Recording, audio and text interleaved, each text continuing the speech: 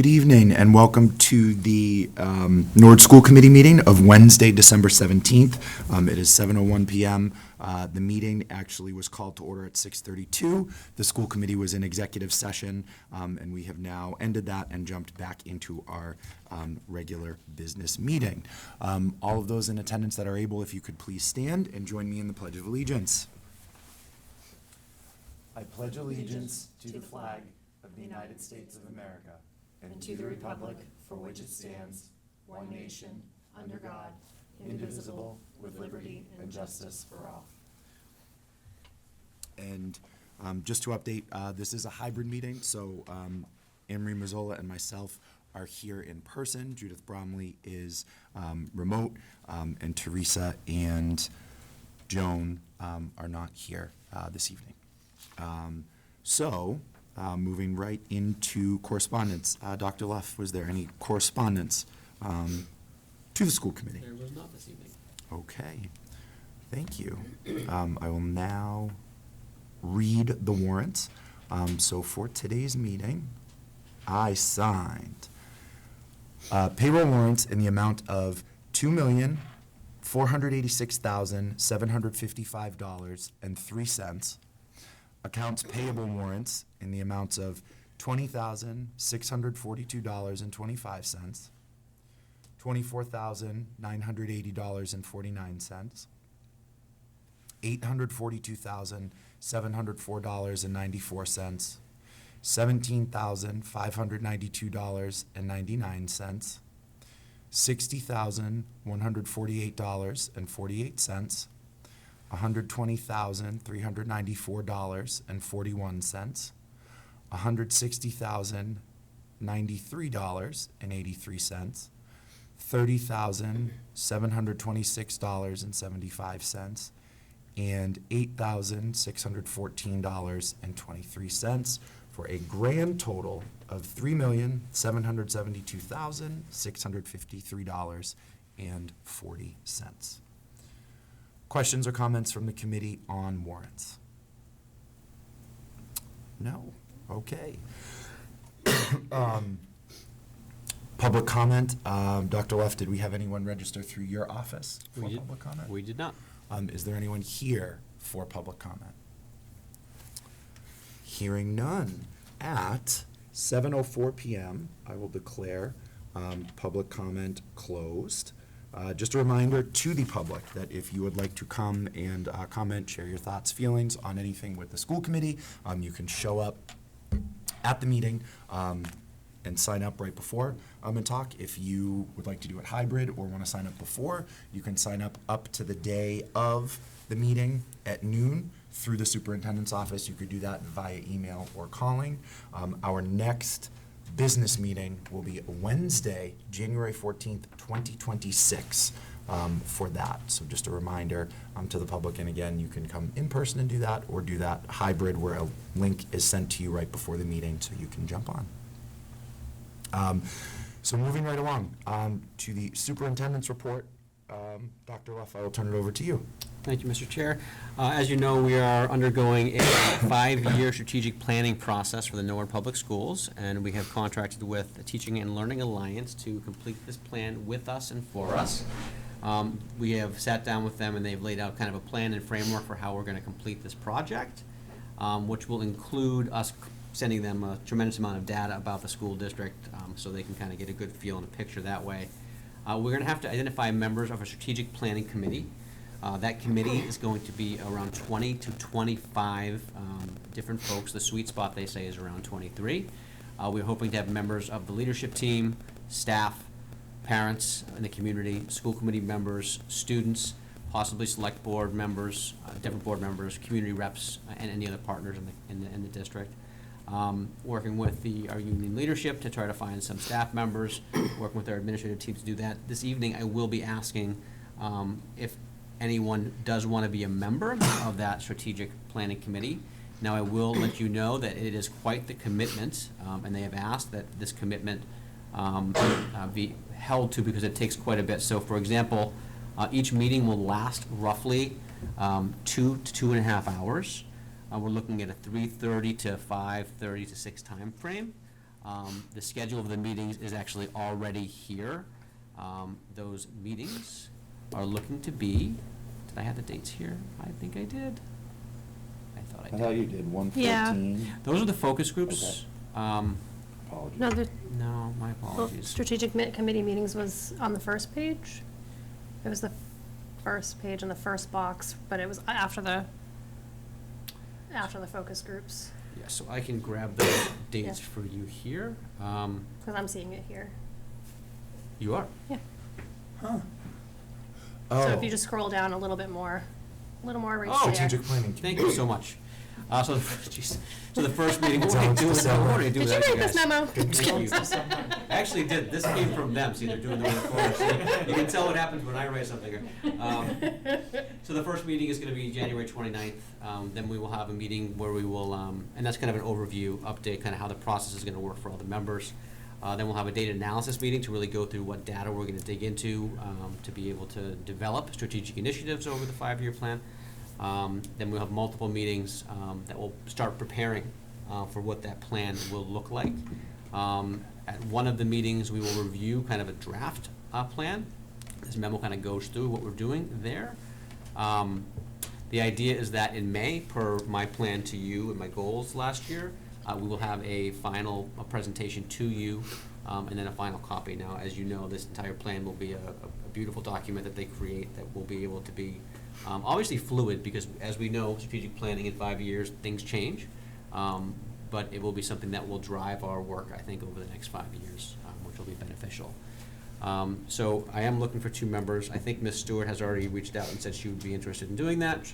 Another member would be great if anybody is interested in doing that. And I'll let you have that conversation after I complete this. Great. The other parts of this are a survey. We are working with they actually use SurveyMonkey quite a bit for this, but they've been trying to use Thought Exchange, and so we are going to work with them to use our Thought Exchange program to be able to support the survey that will go out to the entire community to help get data on what we want our strategic plan to look like. There will also be focus groups. The dates of the focus groups are tentative. We're working through these. We are working with school administration on the 14th of January. Now, here's a question. This is for our BBC folks, too, out there. We do have a BBC meeting, I think at 1:30 on the 14th.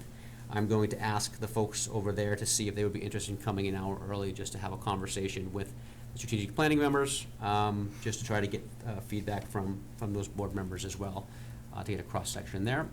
High school staff will be meeting with that afternoon, and then I'm hoping the school committee would be willing to be here a little early that day at 6, because they need about an hour, and they're already here during the day. So hopefully 6 o'clock start time, if that's possible, Chair Hiltz. If not, we can move it to later in the meeting. But that would be the idea, to have the school committee meet and discuss with them their focus pieces on the 14th. On the 22nd, the idea would be to work with the high school students at 10:20, which is the time that we can get some of those folks out. And then either have 1 or 2 separate focus groups for the elementary staff. We're considering 1 location, possibly 2, to make it easier for them to get there. Middle school staff at 3:30 on that day. And then we'd have a community focus group for whoever in the community want to attend at 6 o'clock that evening. And so with the focus group questions, with the survey data, and with all the data we provided, the strategic planning committee would then go through their work and use that data to create our plan. With that, I will take any questions, concerns, and interest in the committee. Members of the committee, so we do know, and Ms. Stewart, I think, had reached out to you. She had reached out to us just to let you know she would be interested in that. So I want to make sure that you know that, and she's on that. Is there anyone else that has interest in jumping on that? I will take myself right out of the running immediately, because 3 of those meetings I'm traveling for work. So I would love to, but would not be able to commit to that meeting schedule, unfortunately. And I will say, it's not, I mean, there's going to be a focus group with us too, getting information. So being part of the committee is important to have a member. It doesn't necessarily have to be 2. I'll just throw that out there as well. Judith, not to put you on the spot, but do you have any interest, or? I have interest, I just, Don't have to. I can't, I can't. Yeah, no, that is perfectly put my- okay. Too much time sign into things that I can't follow through with, and that's not fair. Yep, I appreciate that. So definitely, Ms. Stewart, and we will have ongoing conversations to see if somebody else jumps on. Okay, Okay. sounds good. And then to the committee, any questions, comments, concerns? Okay, hearing none. Thank you, Dr. Luff. On to the next thing. Just still you. Oh, thank you. Okay, so the next piece is a redistricting update. I was asked to come back in December to share the progress of where we are with redistricting. I think I was with you in early November, possibly discussing where we were. I will tell you that as of now, I have notified all general education teachers, and we've had voluntary transfers from all teachers to go from our elementary kindergarten school to the other elementary schools to become kindergarten teachers there, as well as voluntary transfers to go from grade level teachers to the Willett School, which will be a K through 4 elementary school next year. It was an incredibly thoughtful process on, I would say, on the side of the teachers. They were incredibly humble and happy and willing to support Norwood in general and this process. So I want to thank all the teachers that worked with me to make this transfer process possible. There were only 4 general ed teachers that were able to remain at Willett. The goal was to make sure that we had highly qualified kindergarten teachers at every elementary school, and that we had highly qualified grade 1 through 4 teachers also at the Willett. And so the way that all worked out is we could only keep 4 at Willett, just based on licensure certification. There's a pre-K to 2 certification, and then there's a grade 1 to 6 certification. Most of our teachers have grades 1 through 6, so we had to make sure those kindergarten licensed people were in the right spot. Thanks. We may have selected licensed kindergarten teachers from other buildings that are actually licensed for kindergarten, moving up to kindergarten positions in those buildings. We wanted to try to keep people in buildings too where we could. So where we could do that, we were working on that. That's going to be a conversation with the principals and how that looks as it normally would be for grade level shifts within a building that happens later in the year. We have spoken to the folks that could impact, so they know that may be coming. We're not making any major shifts in ELE nor special educators at this time, based on kind of the structures that we have put into place. We will make some shifts for special educators and ELE teachers, but it won't be. It will be the same process as we've done different years based on caseloads and numbers. Nothing really based on the redistricting piece itself. So those will be coming later, but nothing large and whole as this general ed process was. And we're going to begin the paraprofessional transfers in January. I was trying to get them done in December, so I apologize to my paraprofessionals. I just want to make sure that we have all the numbers correct and the students coming in for kindergarten registration, which will be beginning in January, and just so we know what the numbers will actually be. But the plan right now, in my mind, is to make sure that all the kindergarten classrooms still have a para in the new buildings. I will say that after the first 2 months, they might actually shift up and work with some of the first grade teachers too, but those first 2 months really getting the kindergarten kids coming into school for the first time acquainted to the school system. As of November 15th, we have notified all of next year's grade 1 through 4 families of their child's assignment for next year. So if they were assigned to a certain school, they have been notified, and the principals are working and reaching out to them individually to make sure that they feel acquainted and comfortable with their new schools. There have been some requests for folks to stay at their schools. I am not taking those yet, or into consideration. I am holding them. For parents who have made those requests, I will be in touch with them once we know the full numbers, and only if it's an extenuating circumstance per policy would I make any changes that way. As of now, we have the new district lines. We have to follow those to the extent that the school committee approved. And we held a forum with families in November to review the process and answer any questions to the community. I think we had roughly 26 to 30 people there maybe. There were some great questions from families, and really appreciate the conversation that we had with them. As of now, there are no additional budgeted positions required for the redistricting of the 6 elementary schools. We're feeling like we're well staffed to be able to provide the number of classroom sections that we are allocated for. We do have a possibility of an additional kindergarten classroom at Cleveland, which I have shared with you, but we do have a position in the budget to cover that if needed, which I wrote right there. So again, the enrollment numbers aren't exactly as projected, but they are in alignment with the expectations and capacity requirements that we had discussed with the study. We are also meeting with the principals on a bi-weekly basis to address those transition needs. We are working with our friends at Vertex to help us with the moving transition process, so we're already underway going through there. And that is it. There's no action requests at this time, and my next update will be after the registration that we get in January. And you say at the end of January, so that would most likely be the second meeting, the 28th. Yeah, so kindergarten registration will kick off. Not everybody comes in to register on that day, but we'll get we'll get a good bulk. So we'll get a good idea of, the kids who are on the census, if they actually registered or not. Okay. And then by the end of February is really where we're gonna have the letters are going out, if they haven't gone out today already, saying please register by the end of February, right? So we can get you assigned to the school you need to be assigned to.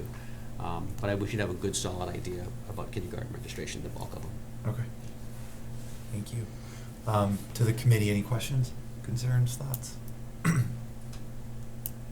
No, just thank you for your work on this, because it was a very nice to hear that there was no issues with the transfers, and that everything seems to be going smoothly so far. And knock on wood right now, Right now. because I'm just not gonna jinx it. And again, our teachers are wonderful. I mean, they were really thoughtful in the process. Excellent. Moving right along, I would like to move into the business section of the agenda. If it is okay, I want to take some things out of order there. I would like to pull up the two votes and discussion around the town capital stabilization policy and town capital improvement plan policy, and I would like to invite Eric and Sarah up from the Finance Commission. We have been in communication with them just to sort of answer questions, talk a little bit about the policies, and help us out. Would you like me to show either one of them up on the screen? Yes, so, because I'm taking them out of order, can we go the town capital stabilization policy first, please?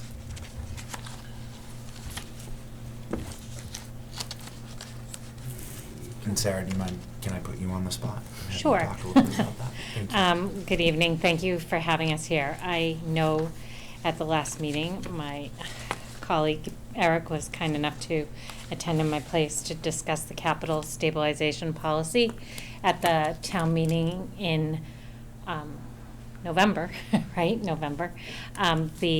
The town meeting voted to fund a capital stabilization account in the amount of $2 million. This account will be used in the case that we have a capital need that cannot be funded through our normal sources of funding for capital. So this is out of the ordinary. It's a rainy day type of fund.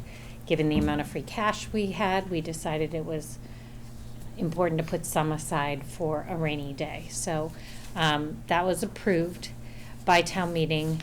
We do need an official policy to fund the account, so that is why this is sitting before you in a rather quick manner.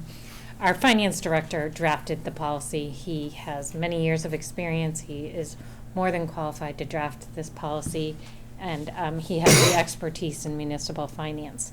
So he drafted, we had taken a stab at drafting a policy and had discussed the basics, and he took that and made it more official and made sure that it was in line with Mass Department of Revenue guidelines and Massachusetts general law. So as it sits now,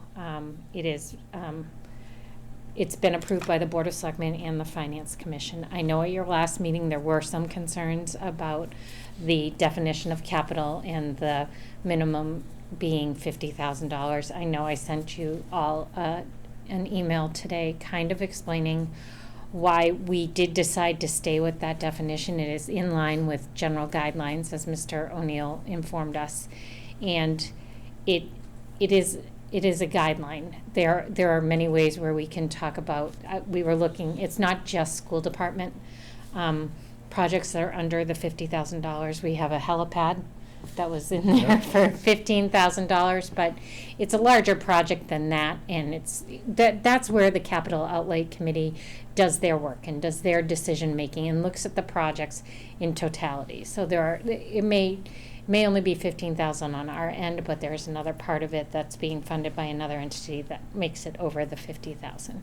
And in fact, our current policy is 0.5% of non-utility revenues. So the base of is currently for a capital item definition would be $800,000, and we all know that there are many things on the capital items. So I think technology will be talked about. It can be grouped together. I understand some of those. The tile floors, a lot of those are under 50, but you're doing multiple in a year or multiple over the course of years. So those are the types of things. There is a give and take. We understand the concern, but we talked at length about it, and I think that pretty much summarizes why we decided to stay with the $50,000. Would you agree with that, Mr. Fleming?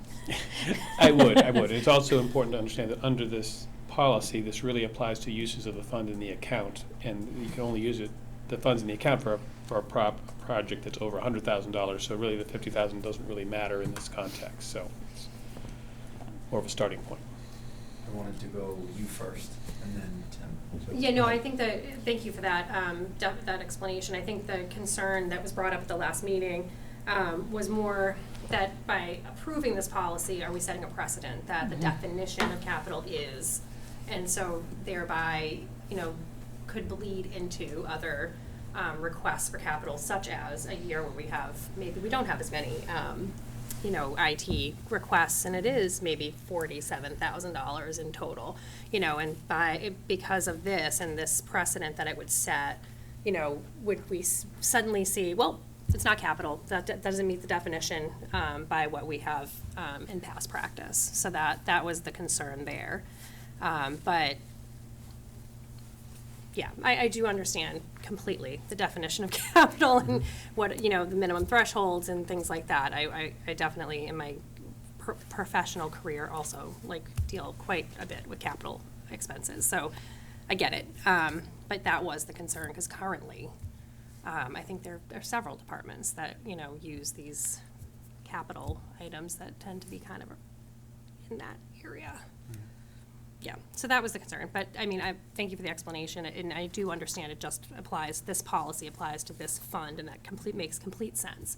But like I said, it was just more of a concern that this would be used as past practice or, a precedent-setting policy. Okay. Yeah. Dr. Leff. Just in terms of the definition of capital items, the one piece that I take homage in is that it says, for the purposes of this policy, capital refers to, right? So it's this policy, Yeah. the bleeding over, which is important. Yep. Non-recurring. So obviously, our technology piece has useful life of 5 years or more. The question is the cost for me. It is eligible for borrowing. I went through the whole piece. I did get the question from the committee last time we were here, to say, what are those items, right, in technology that we've done? And I'll just, start with, we have a total capital cost that we typically will request. And that mostly gets over 50,000.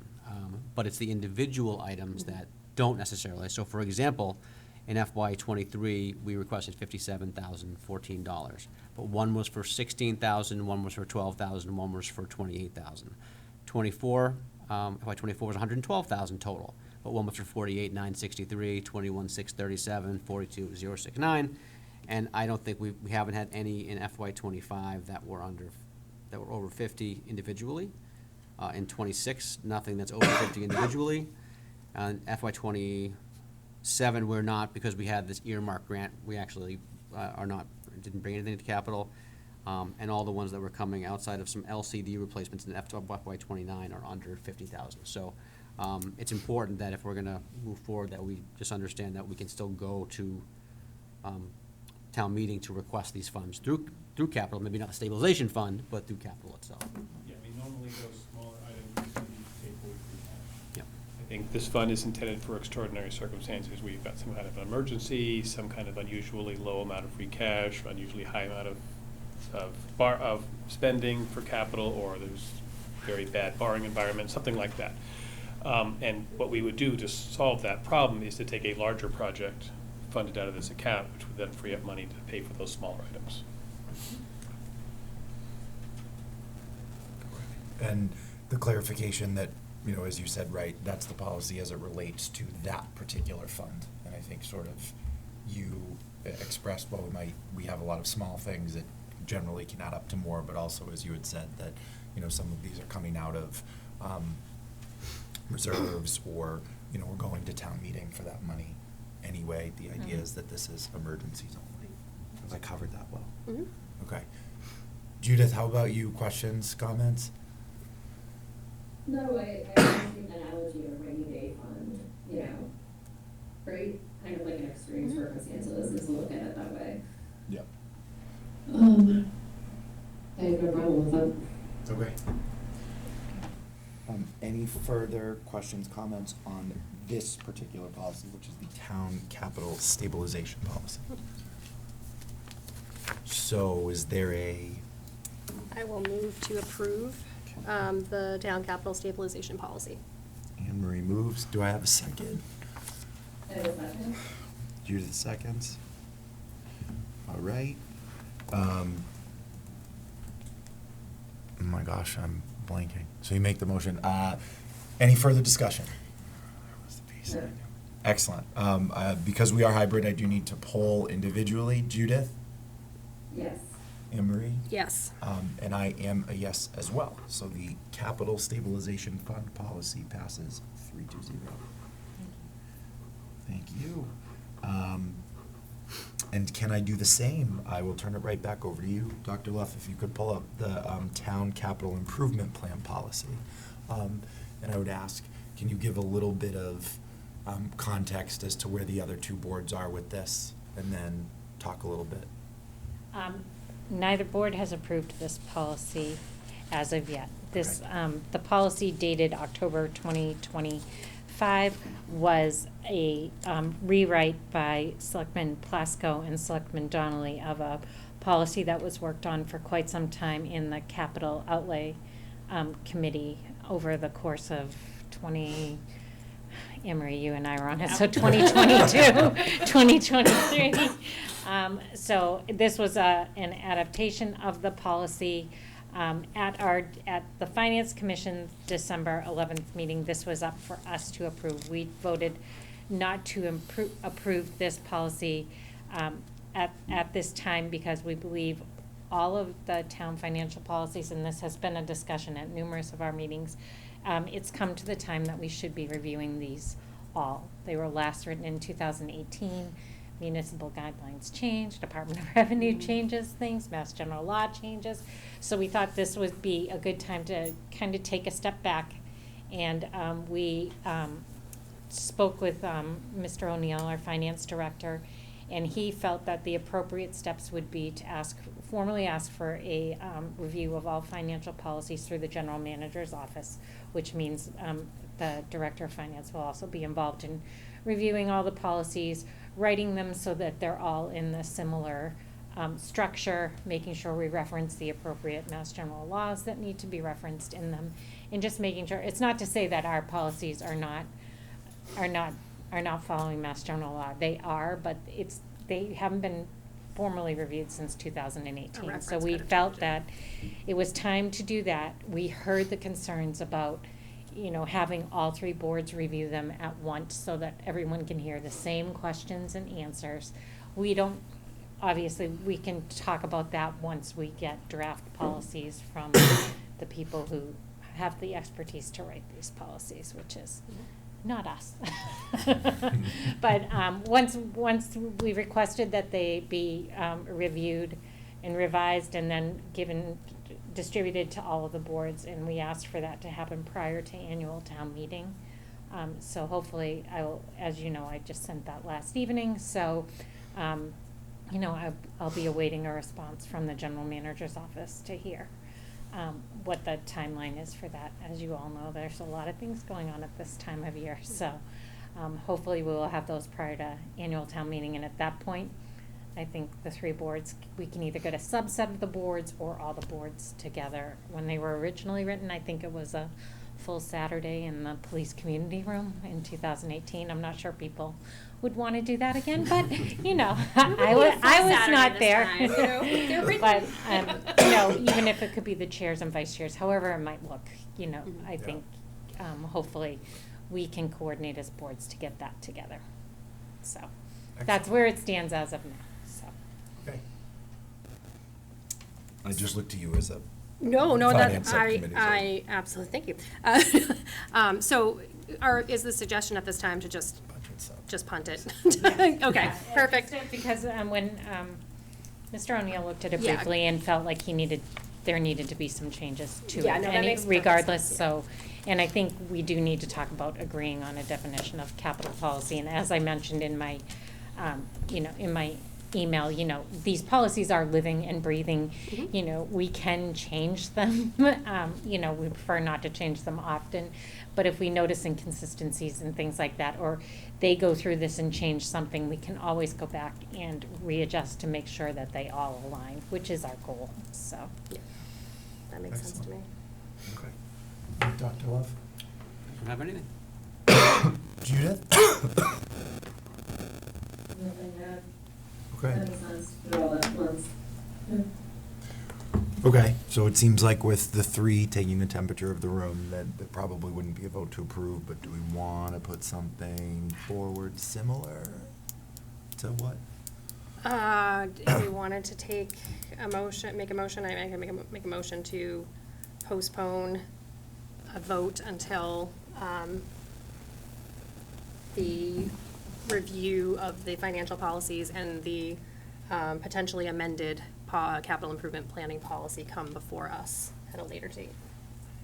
Okay, I will second that. perfect. Judith seconds. Any further discussion? Hearing none, because we're hybrid, I do have to poll individually. Judith? Yes. Emery? Yes. And I am a yes. So we did vote to postpone that vote after the general manager's office, in conjunction with the finance director, take a look at sort of all of those policies and update them and come back to us with those. So thank you. Eric and Tara, thank you for coming. We very much Thank you for appreciate taking it. the time. No, not a problem. Okay, we are going to get back into our regular order of business, so I will turn it over to Ms. Mazzola for the Safety Committee update. And Ms. Mazzola, Dr. Galligan is online as well if you need assistance with this at all. Oh, fabulous. Yes, I apologize, there was not a linked thing in here, I actually miscommunication at the last safety meeting, I thought he was gonna drop something, and I would have. Oh.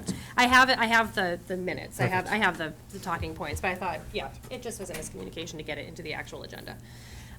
So, we just wanted to make sure we gave an update to the committee on what we have been working on in the safety committee.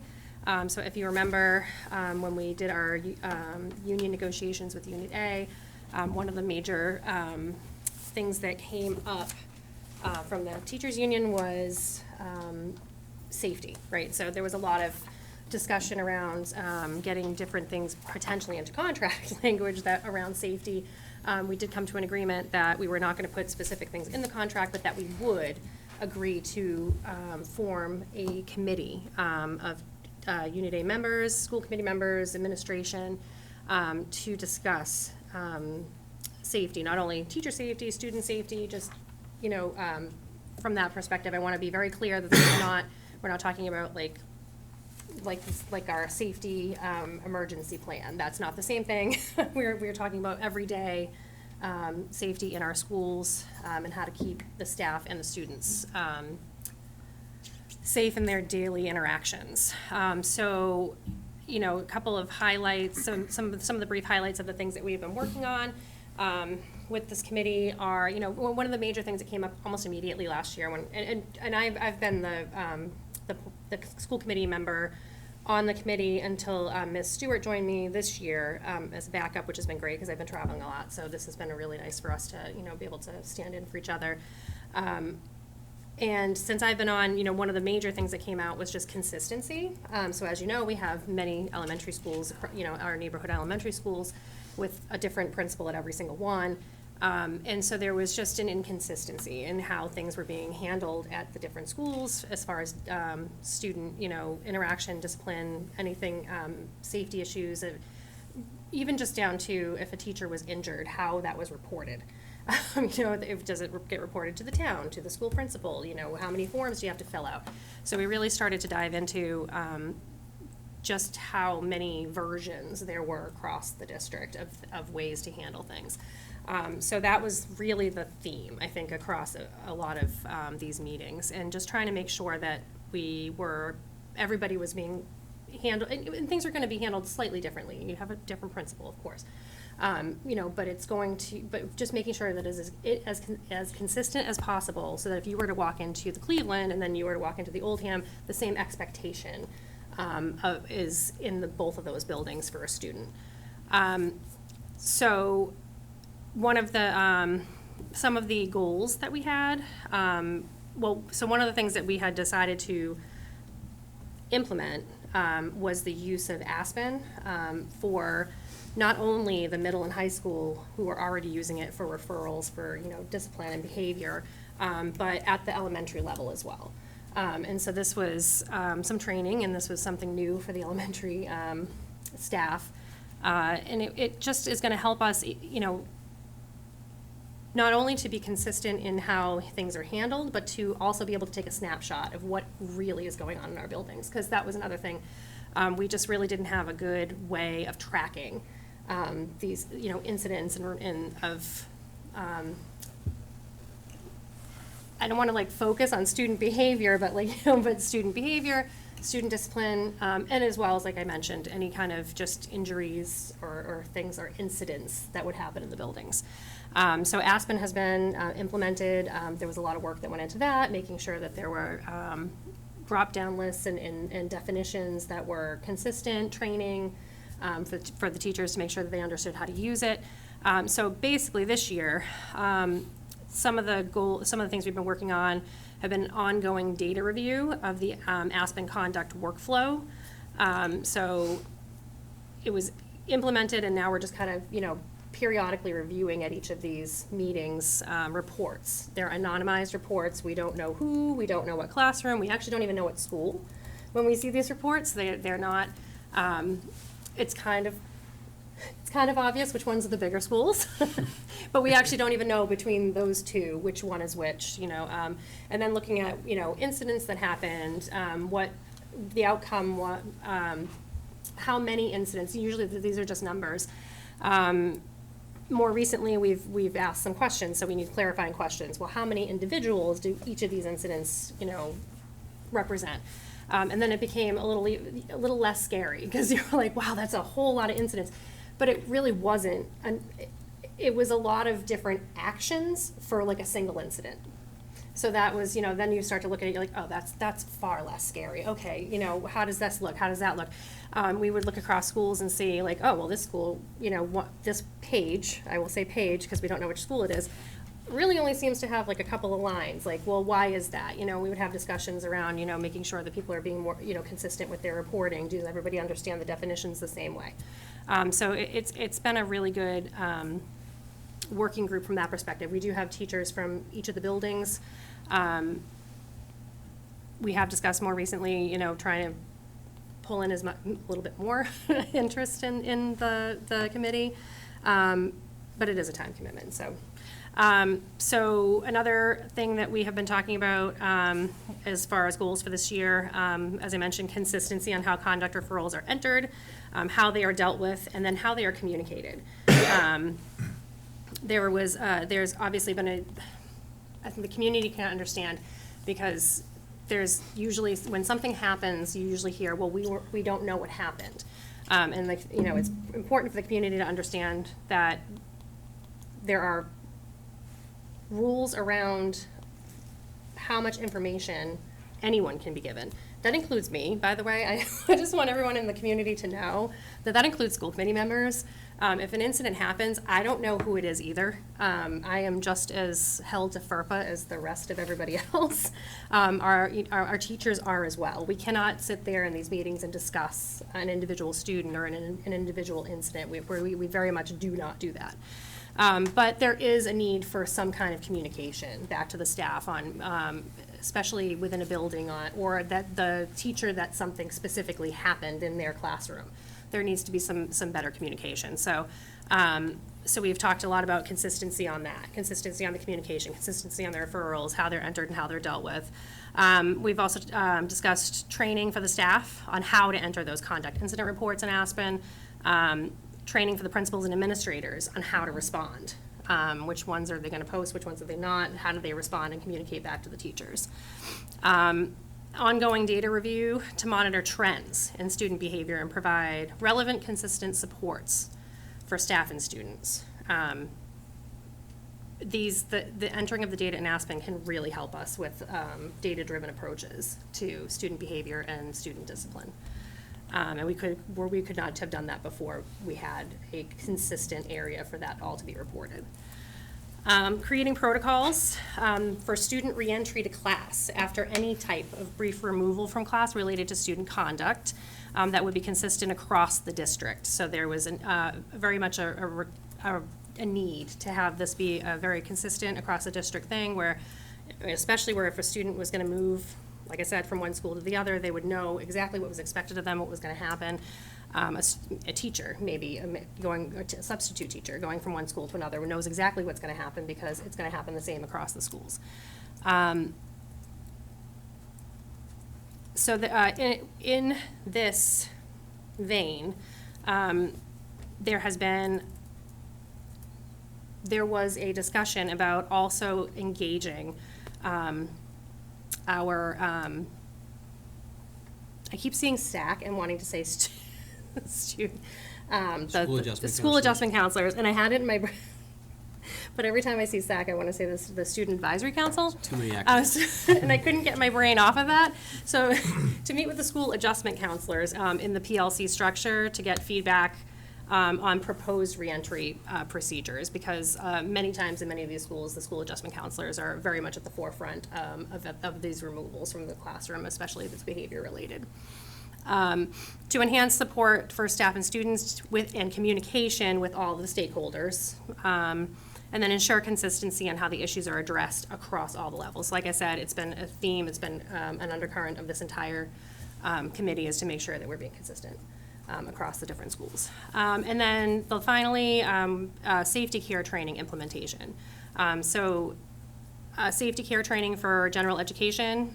So there is a much, and train the trainer model that Dr. Leff is working on.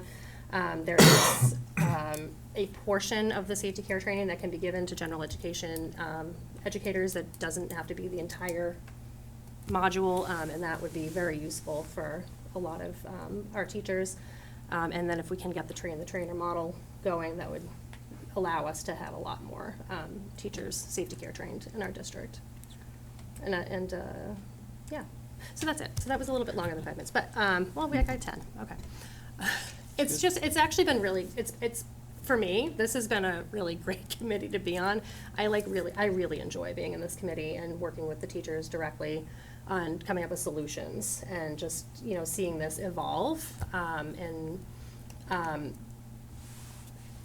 It feels like the people that are involved in this committee really are actually having an impact on how we handle this in the district, and it's just been, it's been a really great committee to be involved with, to see real change being enacted. Excellent. Yeah. Thank you for your update. Do you want Dr. Galligan to add anything? Oh, yeah, if you want anything, please do. Dr. Galligan obviously has stepped up and been our fearless leader in these meetings. Hi, everyone. I think, can you hear me okay? Yep, you're good. Perfect. I think that Ms. Mazzola captured it beautifully as far as related to the three kind of main goals related to this year. Again, I just want to stress how this is really educator-driven.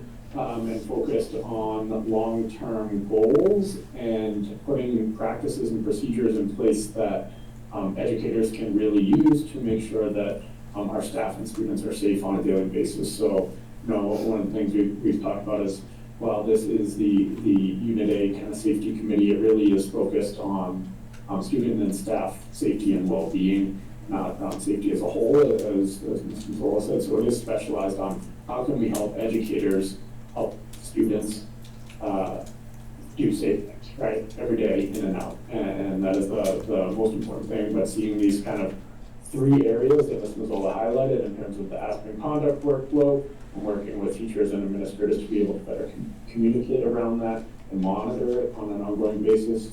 The protocols for student reentry to class and the safety care training are 3 really kind of practical things that are being implemented over a long period of time. They're not quick fixes, but they are things that will be put into the hands of educators and our tools for keeping our staff and students safe. So I think the beautiful thing about it is the collaboration across different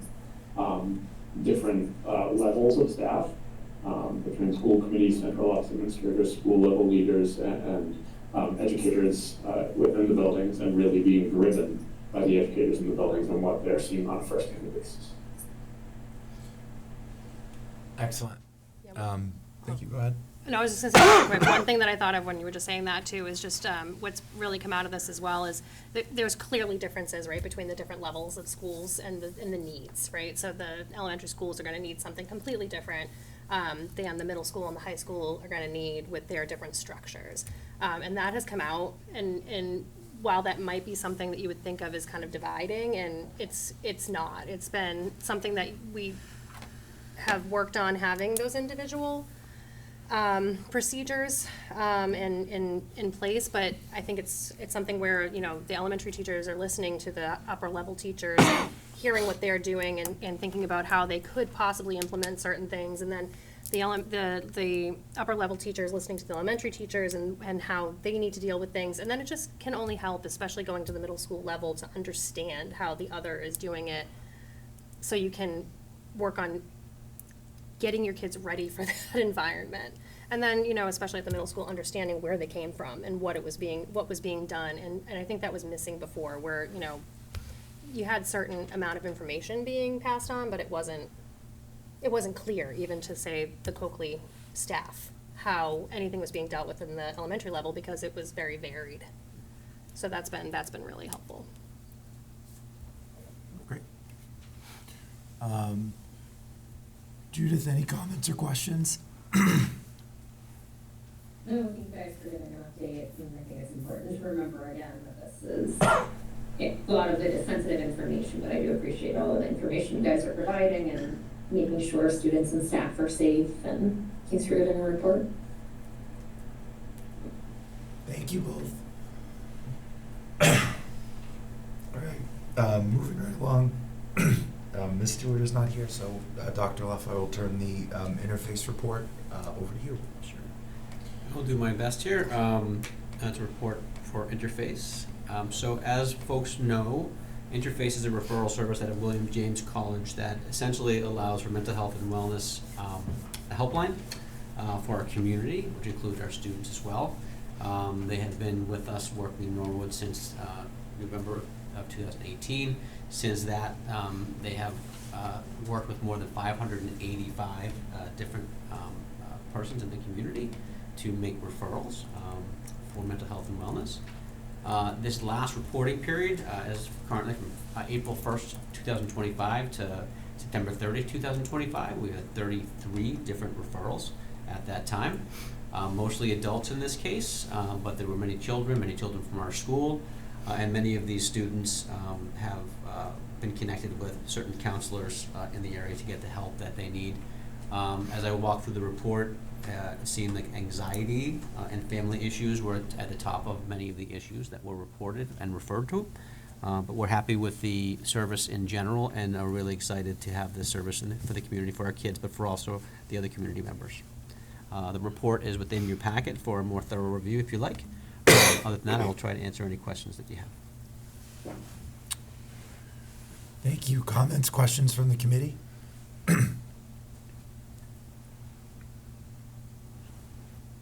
I think just one comment was, and if I remember correctly, that Ms. Stewart was saying that we have had fewer students than we have had in the past. Is that correct? We've kind of seen a decrease maybe in the number of In this, children in this? I mean, in this particular reporting period, there was more students, more adults than children in that Yeah. case. And we have had more in the past, so that might just be making just sure that this we're getting particular it out period more. and maybe, yeah, okay, that's Yeah.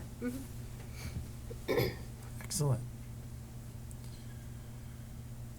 Well, if there is nothing else there, thank you. And we'll move on to the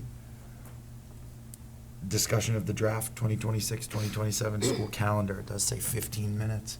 Dr. Munoz, JJ, sorry. But I'm going to cut you to 10 because we're. Actually, I hope it'll be like 3 because it's Okay. very, Well, I'll give you up to 10. it's very vanilla this year. And we have a couple school committee members not here, so I don't anticipate you to start discussion.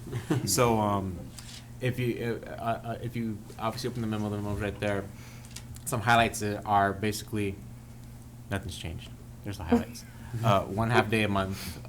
We are using the Tuesday, Thursday switch. So the first half day is on a Thursday in September, the second, then in October it's on a Tuesday. And we're doing that because the high school schedule, students, if they had always a Tuesday class, they would end up missing eight classes. So we had to switch the days because of that.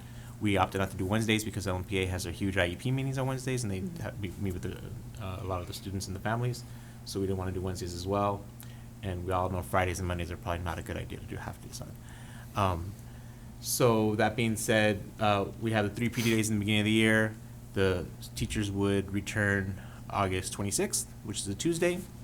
They would have, is it Tuesday or is it a Wednesday? I think it's a Wednesday. It's Wednesday. It's a Wednesday, yeah. A Wednesday, and they would be on campus for the first 3 days. Wednesday, Thursday, Friday would be teachers, professional development, work in your classrooms, et cetera, convocation, all those things. And then students would start the following Monday, which is the 31st. They'd be in school for 4 days, and then you get the 4-day weekend for Labor Day weekend. Then they come back, and then, we're basically in full-fledged school mode with 1/2 day starting at the end of the month for September. Our 4th PD day would be on Election Day, November 4th, and then everything else kind of status quo there. The only thing that we are kind of waiting on 3 things here. One is when the high school seniors' last day would be, because the year is going to end a little earlier compared to what they normally do. And so normally graduation is on the first Sunday of June. That would be a long time for them to wait for graduation if we follow the calendar as is right now. Another one is there an April election in Norwood? And it's normally the first Monday. I was told it's normally the first Monday of every April. And so we would want to move our half day there because it's an election day, so we're any opportunities we can have to get our kids out of the school when it's elections will be that. So we want to confirm that, which we have it on the Monday right now. And then the 14th is on a Friday in May. That's pretty status quo. It's the day for high school prom. A lot of seniors get dismissed early. And it's our transition day for elementary schools, where they do transitions of rosters going to next grade levels, et cetera, et cetera, et cetera. So, yeah. Excellent. I would just remind the community that this is one of the first times kids will be starting before Labor Day. Labor Day is an extra week later this year. Yes. So where Labor Day normally ends is the first weekend of September, it's actually the second weekend of September. So Yeah. it feels like the second weekend actually. It really isn't, but yeah. It's like the 7th, I believe. Do you have a question? So, You first. I'm gonna beat Joan to this. So, Oh, June. I know it. Oh, I thought no, it was Judith. I thought it was Joan. It was No, I it- saw Joan. It is Joan, It was okay. Joan. I took my hand down to let you do it. Go ahead. I think we're on the same wavelength. So I know Joan may be talking about No School November. So I know typically we do the November 3rd, right, because of the, It's midterm elections this year. are we actually having? It's national midterm elections this year. Right, okay, so we are gonna actually have them this year, okay. So that was my question. No, well, no, I. No, I get it. I No, don't yeah, like looking at the- I actually looked to move it. 2020, okay, I yeah. look to move it off to November this year and put it at a different place, preferably in the spring when we have like a long March. but, Yeah. it's midterms, and so. Okay, no, that makes sense. Because that was what I was gonna say. I know last year, this past year, we had that past holiday, year, and yep. people were like, why? Right. are Well, I schools recommended that we wouldn't put it on the closed? holiday, but then we got some parent letters, and then we opted to put it on the holiday, Yeah. which wasn't a holiday, so. Yes. In November, I mean, the other hard part is like, I know you'd have to negotiate it, but like, the problem with, like Veterans Day is because it because Yeah. it floats, like It's it just would the be so 11th. much easier. Yeah, if we have no just said- option with Veterans Day. I Yeah. understand that for sure. But if we, if somebody wanted to negotiate and float and say if it's on a Monday, Tuesday, Wednesday, you get Monday, a Thursday, Friday. That Friday. Thursday, half day in November is the first parent-teacher conference day for the whole district. Yeah. Yeah. But I hear people digging. Joan, go ahead. JJ, can you repeat what you just said about that early release day in No. November? It absolutely has to happen in November? Every year on the Thursday before Thanksgiving, we always had K-12 parent-teacher conferences. Ugh. Okay, that's a good reason.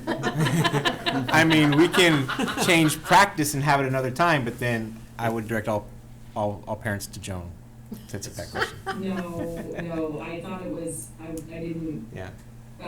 as the kids say, clock, that is the, parent-teacher conference early release. Yeah. So we continue to have no school November. Yeah, the second conferences for elementary school would be the second half day in March, and we did not do a half day in February because it's such a short month. So we opted to go ahead and put that second one in March because March is the longest month of the year. So actually, no school February is there, but Joan likes to keep that whole week of February off. So. I do. Can I ask about the 27th of October? Because that's just 2 days before. 2 days bef- November. Can we bump that one somewhere? We were just trying to go, I was just trying to keep a rhythm of the last week of every month. We would have a half day, but we can bump if we need to bump. I'm open to that feedback. That's not solidified. The big dates Yeah. that I really want to have is a January date's important because it's after our middle of the year data comes out, so it'd be a good time for departments and teachers and PLCs to kind of look at the data. That's a important one to have towards the end of January. And then obviously the conferences we don't want to bump, but everything else is kind of up in the air. Nope. Yeah, I'd like to look at bumping that October one because that gives with the October one, that's 5 weeks in a row without a solid full school week. Yeah, I could put that to the 20th if that's what, I have to go back and talk to Yeah, that's better. the Principals. principals and the school, and the councils and all that stuff, yeah. Judith, do you have any feedback? I just defer to JJ. I know there are a ton of moving parts go into this, so. And figuring it all out is It's hard. within your job review, so I just, I think you're doing it correctly, I appreciate that, and the habit is gonna be more important next year than any, because not only are we doing PLCs this year, and we wanna continue that structure, but we also are having a potential new ELA curriculum at the elementary level, and a new math curriculum at the 512 level, so we're gonna need those half days to do some of that work as well. Great. Yep, go ahead. Remind me, this year or this past, the April election, we have school? It would be a half day right now if it Coming ends up up being on the this- first, this- this year? Do we have it? This year we have a half day. We do have a half day? Yep. Okay.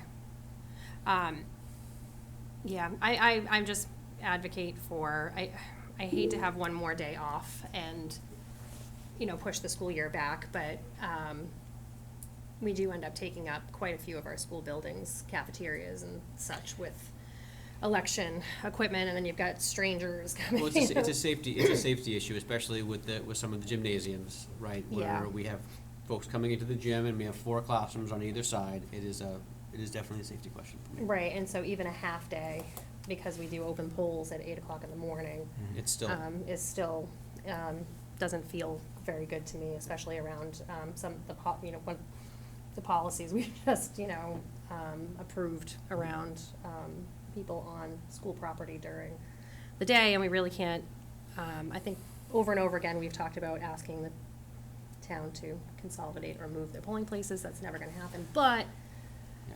yeah, that's my putting it out there again, that I really get uncomfortable with the thought of everybody and their brother coming in while our students are in class, even for a half a day. I mean, that is a thought. I mean, that's a staff development day too. Yeah. Okay, something to think about. Joan? Yeah, I would concur. I don't believe that this is a compelling reason to violate our policies around safety. We know more than a year in advance there are alternate ways to deal with it. I'd like to not see that be an early release day, but a full, it can be a staff development day, but there should not be kids in the schools when we have the general public coming in. Yeah, we can take off the Friday from February break and make all students come back to school, and then we can just swap it out for April 5th, and then we'll still get out of school early. I mean, it's. I think the I'm not gonna be a jerk here, but I have colleagues who are currently reeling from exactly what we're talking about at Crown. I think we would have Yes, to work I agree. through this because, obviously we have so many teacher contracted days, right? So if that was a professional development day, then we added a day at the end of school. So it would almost have to be a day, right? Yeah. And have another early release day somewhere to make up for the PLC work and kind of things that we have to do. But we could, perhaps we could do a day and then have that Tuesday the 6th be the early release day. We could, yeah. And then we add a day at the end of the Well, year, right? You guys have the feedback from the committee. Go ahead. Yeah, Joan. much rather have a day added to the end than have to answer questions as to why we have the general public coming into our schools. Yeah. Okay. So why don't we do this? Why don't Dr. Munoz will make 2 calendars, this one, and then one based on Yep. the recommendations from tonight. Yep. We'll put them out for feedback over the next few weeks and come back to you on the 14th with a calendar Yeah. For a to vote vote. on. No problem. And that's where it's a straight up and down vote with this conversation. The recommendation I would make, and I know that we're a year out, and I look at the union, is there are some schools that have started to do, when they negotiate a contract, they do the calendars with that. So like, when the next contract is signed, they have the next 3 years done. I think that might be something that should be considered because, I hear that we have to do all of these things, but just between the past couple of years on this committee and conversations around some of this stuff, I think that makes a little bit more sense, but that's just my 2 cents. So thank you. Yep. Okay. Moving on. Middle school building committee update. I will make this as short as possible, so I you don't have to listen to my voice. We got updates on progress with the Endine walking path. So what had been decided is the crushed stone around some of the fields. They had to reorient some of the fields and some of the field goal posts, and that work was ongoing, but was slated to be completed. There were some progress photos around the turf field. One of our conversations was talking about the turf field, just a retaining wall, padding on the retaining wall where the field is because it's lower, and there's a retaining wall just attaching some mats just because the field or the end of the field is close. So the 2 you see there, one is a system that we ultimately decided against that was portable. There were too many pieces, kids on a field, people playing around with them, where there was a quote, and we will have more information next time. The one on the right just can attach right to the wall. So the example, I guess, that I would give is like in gymnasiums under the basket where they have the matting that's like attached to the wall, that's what we're gonna go with.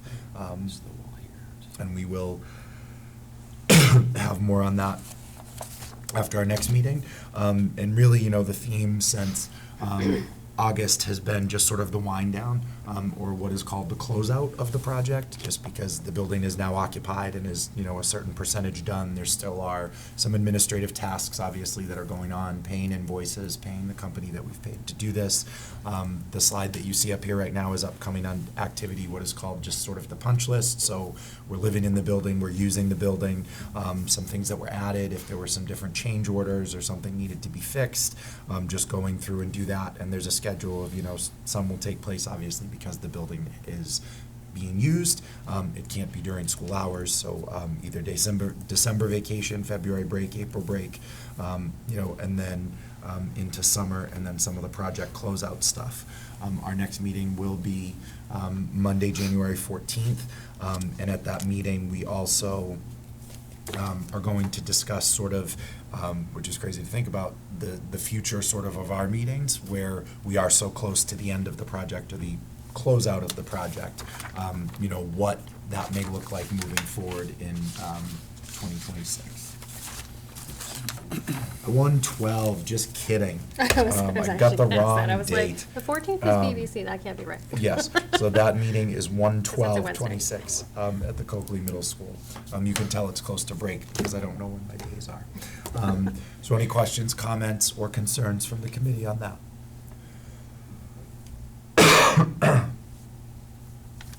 Excellent. Thanks for the update. You're welcome. Moving on, if you want to jump into the long-term agenda and take a look at the two January meetings. I want to leave the February meeting out for now, but just to highlight, you know, sort of our next two. So in January, we'll have a double as we are, you know, sort of in it in budget season. We will have a policy subcommittee update as well as a budget subcommittee update. We will have an FY27 department review, so we'll talk about personnel, transportation, and student services. We will have our annual quarterly facilities update, so we will have a visitor there. So the discussion tonight was wonderful with the school calendar, but you will be presented with two options. You know, the idea where that meeting looks like it'll be a little bit longer because we have some stuff is that we are taking that vote, so we can do that. Dr. Luff will be doing the mid-year State of the Union, so again, those are two pretty big ticket items that are gonna take some time. So I just wanna make sure, and maybe you can hear it in my tone or not, that, you know, some of those other things, if we're taking a vote, that we've had previous discussions and making sure that we're getting that done. We will, as was talked about earlier by Dr. Luff, if it is okay with this committee, schedule a little bit earlier on the 14th as a part of the strategic plan, sort of do our workshop. Once Dr. Luff and I meet for planning the next agenda, and I promise I will let people do comments once I run through this. For the workshop, it could be the end of the business meeting. I know that we did that earlier in December and we were successful, but I think that it was a little bit less involved, so I might advocate there for doing it before. We don't need to make a decision right now, but just keep that in your thoughts. And then that time of year again with the superintendent evaluation process discussion, you know, who's doing it, who's putting those forms together, all of those things. And then we do contractually need to have the 360 assessment initiated by our second meeting, the 28th of January. Our second meeting in January, the 28th, we'll do our budget subcommittee update, our long-term agenda discussion. There was a request for our district accommodation plan. That's going to be a presentation and review, and that's a document that's at all schools for just, you know, I think experienced teachers call them best practice, but because we live in a world where everything needs to be quantified, we call it a district accommodation plan. We'll do another FY27 department review, so FY is fiscal year, talking about the budget. Technology, instruction, grants, and class size. So that'll be a significant chunk of time. Our Q2 financial reports, our monthly budget transfers. I will defer to Tim, but the redistricting update, we will have kindergarten registration started. I think we can make that determination if we want to bump that or keep that there. And then we will have an executive session to the committee. Round robin, would you like to start? I did just want to clarify one of the things you said, because I know people watch our meetings, that no, we will not be having discussions with each other before the meeting about these things. This was, you know, I'm sure David was suggesting that we make sure we ask questions to the superintendent and administration individually before the meeting. Just want to make that 100% clear that we are not conversing with each other before the public meeting. No, this looks crazy busy, and that's what it's going to be. Do we want to do any, on the 28th, any quote BBC update, or we just kind of roll that into budget sub type of? I would have rolled it in, but do you want a separate board for it? No, I don't think it's necessary. I just wanted to make sure that because we will have met actually right before that January 14th meeting. I think that's obviously way too quickly to turn around and give everybody an update. Well, Okay. we could, I guess, technically be like, we just came from BBC and, but we won't have time to put anything in a packet. You Okay. know, there would be no, Well, we might. I mean, so we're meeting with BBC on the 14th. The following week, we're having our budget subcommittee meeting. And in preparing for the budget subcommittee, we're gonna get those details together so we can add it to this agenda, so we can probably have. I'd do the 28th, because that seems just like budget. Budget. Yep, exactly. So I just want to make that we will have some information at that point, at least about what the BBC is thinking and Excellent. what direction we're moving in. But yeah, we can do that as part of the whole bigger, broader Yep. budget sub type review. Judith or Joan? I was just wondering about putting on the agenda the surplus for the middle school building. Yes. We can add that. Thank you. Surplus. Okay, we can find a spot for that. Are you talking about allocating it as surplus? I thought we did Yeah, that. just deciding what happens, like what we're. Not the we've got furniture, not the stuff we got from rid of. legal- Yeah. Okay. What? I thought we had already. We declared materials as surplus items last Okay. year. This is about the financial piece. Okay. Oh, that Yeah. surplus. Okay. Yeah, I which was will- like, wait, what? I was thinking. I'm sorry. I was thinking about furniture and things like that. Yeah. I was like, didn't we already do that? The building's gone. And that, I missed that in my update as well, but that is something that I had brought up and we talked about, and I think is gonna sort of be a conversation in January as well, just with, okay, as we begin to wind down the committee, what does that look like, and what does that all look like? So I will make sure I take a note and have an update for you guys on that. I would just add, we played around budget subcommittee, and Anne Marie might talk about this, with where we do budget department reviews around fees. Mhm. We actually added it to the next meeting, kind of a more of a singular, because it's gonna be a bigger conversation, I think. Okay. So that is here, it's just at the beginning of February. Excellent. Excellent. Joan, do you have anything? No, I don't. Okay. Obviously, if it is about agenda, we can talk offline, so feel free to reach out. I would encourage, though, just with those two meetings, that we try to hold, just because, there's a lot there, and especially in January, where we are so budget focused, I'm especially talking like January 28th, just make sure that we, obviously, if we need to add anything, we can, but those are going to be two pretty full meetings. So, as always, if there are questions on that, don't hesitate to reach out, because it is agenda stuff. Okay. We are moving into budget, so I will turn it back over to Ms. Mazzola. Sure. So we met as a budget sub last Wednesday. And I'm just trying to remind myself, because usually Ms. Stewart takes these and I get to sit here quietly and listen.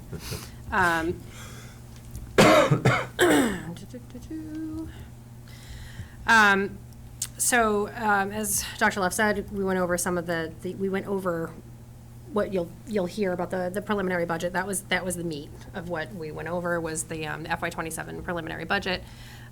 We got into the presentation from Mr. Mannion, and gave our feedback on that. It was detailed, but that's what we need it to be, especially in budget sub. We really need to be very detailed.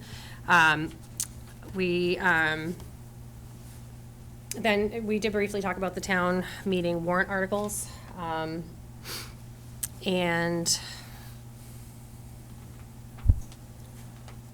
I'm blanking on the outcome of that. I can share, yeah. We Yeah, decided that honey. we likely wouldn't need to do anything for the upcoming town Yeah. meeting. As we'll really focus on possibly the spring town meeting. And the one thing that we were considering for spring town meeting at this time, unless people want to add something different, was the support of a kind of a town-wide assessment of buildings. and obviously our budget. Right. Two other things we discussed. One about Medicaid and what's the next step in the Medicaid funding. And we also mentioned the SPED reserve and whether we might want to structure it with interest or Yeah, we not. did talk about that a bit. Um, Yeah, that was, there's some differing feelings on that, on whether it should be, interest-bearing or not. And my personal and not at all speaking for the budget sub opinion is, why the hell not? We can put money away and get free money back from just, but there's some concern that like, it just feels wrong to be putting special education money into an interest-bearing account, but, so that was the conversation around the warrant articles. We did talk about the FinCom meeting where we presented and just any follow-up to that. And then we went over the monthly budget transfers that you will see coming up. No, you'll see the quarterly ones that we will talk about in the actual, as per what we discussed, we would be doing going forward with doing the discussions in the budget subcommittee meeting, and not necessarily coming to the committee every single month with them, but we want to see them in budget sub still. So we reviewed those, and then we looked into our long-term agenda planning and just kind of looking ahead at the upcoming budget season and the different, according to our budget calendar, what's coming up and what we'll need to discuss. Our next meeting is, because I work week to week, is in January. January 7th. January 7th? Okay, thank you. Oh, I was actually on that page in my calendar. Funny enough, because I was looking at it going, we didn't have that meeting before that. That's because I was looking at January and not December. Is January 7th at 12:30. So we'll be remote for that one. If anybody has anything, as usual, before that meeting that they would like us to look into, would like us to discuss, but pretty much we'll be getting down into the meat of budget. We will likely be preparing for the BBC at that meeting, because the BBC meeting will be on January 14th. So that will be probably the bulk of what we will do at that meeting. Excellent. And that was the short version. Great. Thank you. Anything else to add? No, she summed it Dr. up Love? very well. Mr. Mannion, no? No, that's it. Excellent. Thank you for that. And Mr. Mannion and Dr. Luff, I will turn it over to you for the presentation of the preliminary FY27 budget.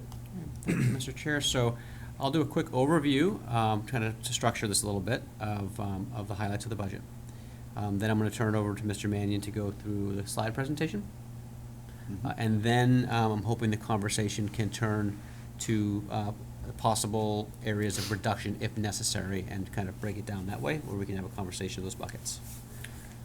So I am going to start by, I'm very happy to provide a summary budget, preliminary budget, after a very long conversation with all of our cost center managers, a line-by-line review of just about everything, historical review of spending needs, looking at improvements in reduction areas, and really going through and identifying a good solid budget for us moving forward to FY27. I am happy to report that the preliminary budget represents a 2.96% increase over the current FY26 budget. So that's a substantial reduction of increase compared to last year, where we added quite a few positions for our middle school. So we were sitting at a 2.96% increase. It is about a 5.3% increase in payroll expenses, which is about 4.31% of the total budget increase. That's for contractual requirements that we have for staff. And then we have a decrease in non-payroll expenses, or 7.5% total for negative 1.35% of the total budget increase. So the 4.31, 1.35 kind of gets you to the 2.96. Included in the budget are all required contractual increases for all of our bargaining units and all of our individual contracted employees. It includes level service continuity for all of the programs that we have. So level service is if we were to provide the same or similar services as we have this year into next year, this is what it would cost. Now, nothing is zero budgeted that way because we have contractual increases, all of those pieces, but this does provide level services. It includes all of the career pathway programs, and there's some little bits there that we'll have a conversation about later. But for example, the business program pathway, right? We're in our second year of that. This does allow us to get into year 3 for a business pathway with our students taking courses on BYU and getting some of our staff trained to do some of the work. It includes all of the improvements that we put into place last year in FY26, so none of those have been changed. It includes all of the required programming for K-4 redistricting, inclusive of library needs, right? We have some libraries that we have to update based on a kindergarten school becoming a K-4 school and so on, furniture needs and supplies. A significant reduction in this budget, and this is both through some larger residential placements moving out, but also I think the improvements that we're seeing in some of our programs within the schools. We have a reduction of $1.1 million in our tuitions moving into next year. I will also say that with the, break glass if needed, special ed stabilization fund that's in place allowed us to be a little more conservative with our average tuition, so thanks for our town partners for helping us with that. We are not budgeting any of that special ed reserve fund within this budget. So that fund has been moved out. It is solely a reserve fund now that is there if necessary for unanticipated needs. It includes professional development for our curriculum refreshes that we're considering in ELA K-4 and math 5 through 12, and that's $250,000 in materials, right, that we might need to refresh. Again, an additional $81,000 for professional development for those pieces should we move forward with that. It does have a couple of reductions of vacant positions in here. For example, we had a high school library admin assistant position that's vacant that we would not fill here. We have class sections that weren't required to be filled as a result of the changes we made last year with the middle school department heads. So if you remember, we had budgeted like 1.4 total positions for to have for middle school department chairs. We didn't hire middle school department chairs. We brought our current high school or 6 to 12 department chairs down to become 5 to 12s. And then the idea was that we would backfill the sections that they were teaching at the high school. Those sections did not have to be backfilled into the entire amount, so that is about 1.0 positions. It's like a 0.4, 0.2, 0.2, something like that at the high school. So it's about 1.0 position that we did not have to refill, so that stays open. It is a reduction in IT staff technology of about $82,000. Because we've made purchases through the CMS building project, we did not have to budget those staff changes in this FY27, so it's a reduction of $82,000 there. Transportation's level funded, mostly due to the increases that we made in FY26. We increased salaries for drivers. We added a few buses for the middle school routes. So that's actually pretty level funded, and we had some fee changes that supported this need. It continues to use $300,000 in revenue that we receive from Mass Health for medically related services in our schools that go to fund 3 of our positions.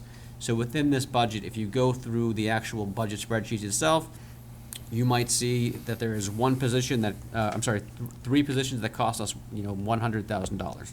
That's not accurate, can't be real. It's because the positions are there. We wanted to make sure they stayed in there so we could actually count the number, but the funding is less because we're using the Medicaid Mass Health money that we're using from our revenue that we get to be able to support that. There is still some work that we have to do to figure out the mechanism to be able to get those funds back. Reimbursement goes directly to the town. Many places will use a revolving account for that. Last year, if you remember correctly, we went to town meeting. We requested the town meeting allow us to use funds to be able to support these positions. It may be that if we don't have a good mechanism, we go back to town meeting every spring. I think we actually did talk about that. We did, yeah. I went back to the minutes and refreshed my memory. We talked about it a lot. I mean, that would be one option, say, hey, we're bringing in this much revenue in Mass Health, we want to bring this in to support these staff, and we ask town meeting to do that. or we work and continue to work with the town to figure out the best mechanism to be able to receive those funds. The good news is we have a substantial amount of more Mass Health funds that we have received due to the work that our staff are doing and Mr. Manny have been doing and Mr. Aby have been doing to bring funds in. So we are more than covering the positions that we have allocated for that. So I am going to stop there, and I'm going to have Mr. Manning go to the slide deck, and then we'll go into the next part of my presentation, unless you have specific questions about this. Let's do specific questions before we do that. Just any questions on that first section from the committee? I just had a thought, because I didn't think of it at the time, but the Medicaid funding and the revolving fund, I mean, is it, at this point, the next step would be to have further discussions with our town partners, correct, on whether they would support the creation of such a revolving fund, and then what amount would be? So, yes, it would be, and the question is whether or not that's allowable, right? That's the question. And many districts do it that way. In Right. fact, the state has told many districts to do it that way, yet there's DLS, I think, or DLR is not in favor of that. So it's one Yeah. of those We'll have questions. to work with Mr. O'Neill and the Director of Finance for the town about how that could be structured to fit in with the town policies and state policies. Yep. But we talked about it pretty extensively last year, which Oh, is yeah. what turned into the warrant article. We've been talking about it Yeah. for several years, to be fair. This has been something on our radar for quite some time. And, you know, for a while, you know, because it was just kind of a standard return, it was like, well, it just goes into that, you know, into the receipts, and you'll get your percentage, or, you know, when we put our request forward for our budget. But in this case, where we are actually funding positions that are bringing in additional money, like this is really exactly what, and we've had that conversation even before we got that warrant article, because other people who teach in other districts live in our town and had brought it forward and said, my district does this. Yeah. So we had definitely had this conversation before, so. Yep. The good news is that the revenue is up, and we're able to support the teachers in the budget through that. The question is just how do we get those funds back to us to make sure they're paid for? Exactly. So, And the warrant article basically supports 3 positions, 2 which we had and 1 which was new this year. We kind of always said the baseline amount of the Medicaid that we had received prior would still just sort of go to the town. town, But correct, it's yep. that increased amount, which it had already increased last year, so we're already, have increased the revenue, so. Yep. That's the discussion. Mm-hmm. Excellent. Okay. Joan or Judith, any questions? No, not at this time. Okay. Mr. Okay. Mannion, do you want to go through the slides? All right, so, thank you, everyone. This is a preview, this is a summary of the FY '27 preliminary budget. A lot of the same points that Dr. Luff, Superintendent, went over in the memo. We'll just touch upon some of the big points. I'll say, in the memo, there are a couple links. One link is to the slides. The other link is to the detailed line-by-line budget. It's there, it's available for anybody to review. We did review the detailed budget at Budget Subcommittee. We're not planning to go through line by line here tonight. We're just gonna give you the highlights, and, but if you want to ask any questions about the full budget, feel free to ask. So looking at the '27 preliminary budget, our FY '26 budget was approved with 577.3 FTEs. The budget currently for this fiscal year is 65.3 million, 65,292,117. We did do an adjusted budget in the fall. We reported on adjusted FTEs. So again, when we go into the fall, we make plans for that year, but we do make some small shifts in FTEs. We made some shifts with our federal IDEA 240 grant, where we took some professional OT-PT staffing, brought them back on the operating budget, and we shifted a lot para positions onto the grant. So that brought the FTEs. That was the largest shift that we did. All those shifts are cost neutral. So we adjusted our FTEs down to 569.9. Again, we haven't reduced positions, we're just shifting positions. And our FY '27 preliminary budget is a level service budget. There's no change in the FTEs. We've retained all of the positions that we added for the middle school. You know, everything that's been added, we did a lot this year with the FY '26 budget. That all is retained in this budget. And it's increased by 2.96%, $67,222,432 is the budget, and it's an increase of $1,930,315. $1,930,315. When we look at the particular increases, so again, base salary increases, these are usually the largest driver often for the budget because 80%, 82% of our budget is salaries. That's most of what school budgets go towards. It includes all of the costs for the collective bargaining agreements such as step increases, COLA increases, column or lane changes, lane transfers for teachers when they move from bachelor's to master's. The contract, the Unit A contract and the Unit B contract next year, fiscal '27, is the third year of the contract, and there was an additional top step added. So for those teachers that are at the end of their steps, where they would normally just get a COLA, they do receive another step going into next fiscal year. That's more costly than a typical year. So overall, it's a little over 5% increase on the salaries, but as part of the budget increase, it's 4.31% right off the bat, just to carry forward all of our contracts. And then, as we mentioned, we are seeing a large projected reduction in out-of-district tuition. Tuition's been a great story. We didn't increase it a lot going into this year, and that has held true. The placements have really held level, I would say, or maybe even decreased slightly, which is speaking to our in-district programming. We see some projected residential placements that are very costly going away next year, and so we're able to lower the tuition budget by $1,063,000 or $1,064,000. That's a minus 1.63% in the budget itself.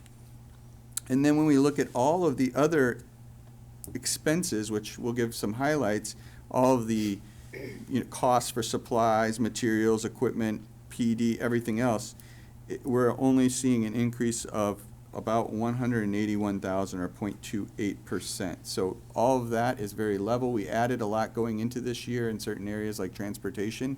Because we did that, we're not seeing that we need to increase as much going into next year. So you'll see the non-salary, the tuition brings that whole area down by $883,000 or minus 1.35%, as we said in the memo, and you get to the final increase of $1,930,315 and 2.96%. When we look at it by our large functional areas, these are the large areas that we report to the DESE and every year in our end-of-year report. 1,000 is district leadership and administration. There's an increase of 18% there. We are increasing, we'll go through some of the larger increases there. I will say, if you do go to the line-by-line budget right now, we typically come to you in January for a large budget increase. We need to adjust our salaries. We talked about how our FTEs we've adjusted. We need to do a budget transfer that will adjust our current year budget. That will make a lot of the line items smoother when you look at the line item budget, but when we add it up, it's the trends that you see here. But as far as administration, there's a few increases we'll show when we go through the slides, but that's up 18%. It's really no large changes in the administrative staffing there. 2,000 is the very largest. That's where all the instructional costs go. That's the teachers. That's anything related to classrooms. It's all the supplies. It's all the teacher and student laptops. That's going up 5.1%. Very closely matches the Unit A contract. That area on a whole is, again, 82% roughly of our budget at $52.3 million. 3,000 other school services, that's where our transportation is. That includes the transportation contracts for the yellow buses. It includes the drivers and the in-house operation, the drivers and the monitors. It includes the ongoing day-to-day operations of our transportation department. That's going up very modest, 60,000 or 0.9%. Operations and maintenance, we do have, that is also where our technology department is, so you do see 7 FTEs there. That's going up just 35,000 or 4.3%. And then there's a couple small areas. We have a small area for benefits and fixed charges. There's a small part of the superintendent's contract that is built into that area. The 6,000 community services, we do a behavioral risk survey. And a lot of those types of things are covered on the town budget, so we don't really budget a lot in that area. And then lastly is the 9,000 area, which is the tuition. So overall in tuitions, we do spend roughly $10 million. But when you add in all the credits from circuit breaker, the actual budget that you see us putting forward is just shy of $5 million. So really, we spend about $10 million, but we put a lot of our largest credits go on that line item, and that's reduced. This is just some of the highlights. District-wide leadership and administration. It's a total budget of $2.26 million. This includes school committee, central office, business office, district-wide technology like the student information system, legal services. We are increasing legal services. It's going up from $100,000 to $120,000. We're seeing a steady rise in those costs, and we need to sort of bump that up to cover where we are expecting costs to go. Overall, that budget area is increasing by 4%, and it's 0.5% of the total budget increase of 2.96%.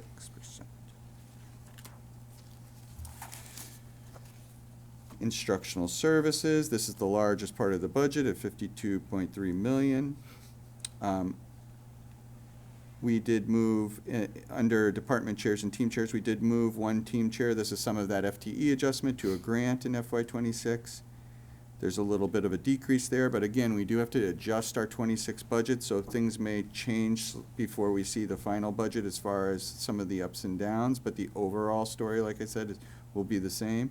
School building leadership, that's the leadership offices, including principals.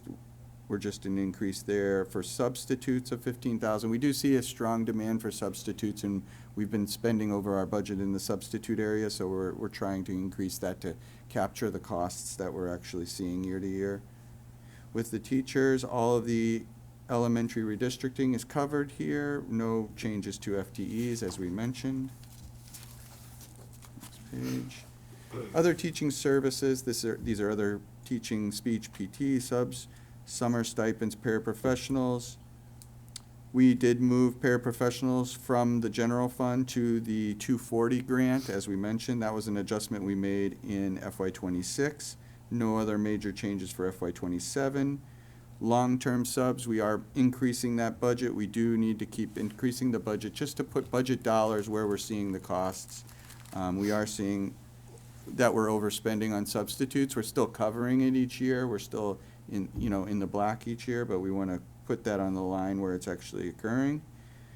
PD, we are increasing by $81,000 for the curriculum. We're keeping $250,000 in curriculum for the actual curriculum itself, but we need to add $81,000 for the staff training on the new curriculum. So this is PD costs related to the new curriculum that we'll be putting into effect. And then as far as instructional materials and equipment, the 2400s, these are a lot of ups and downs. They come from the principal's budgets and the department's budgets. There is a decrease in hardware devices in IT because of the middle school project buying so many devices. The old devices will come down. I believe they're staff devices. So we're able to lower that area by just over 100,000. So all of that, those little things helped get us to this 2.96%. Guidance, counseling, and testing, no changes proposed there, as we mentioned. Same with psychological services, and that rounds out the 2000s, the largest area. It's going up by 5.1%, or $2,551,000, and it's 3.9% of the total preliminary budget. 3,000. So this is some of the other types of school services, attendance and parent liaison. We have a small decrease of 3,000. We do cover some residency checks, but we're just bringing that down a little bit. Medical and health, this is the school nurses, no change in FTEs, but we are increasing it by $19,299 for our Cartwheel Health Service. They gave us quite an increase this year in their cost, and we're covering a portion of it this year in FY26 with grant funds, but we need to put all of that into the operating budget next year. Student transportation, we increased our drivers and monitors a lot this year, so much that we can actually kind of cut it back a little bit. We did a 20% increase there. We'll be in the second year of our contract with Connolly, so we do need to increase the Connolly contract by $101,000 based on the contractual increases that are built in, but we are able to reduce some of our in-house drivers and by just under $200,000, or we're going to add more monitors. We are finding that behaviors on the buses have increased, so we feel like we need to staff more monitors. If we can find them and hire them, we have increased our rates. So we're going to save a little bit on the drivers, spend a little bit more on the monitors if we can hire the staff.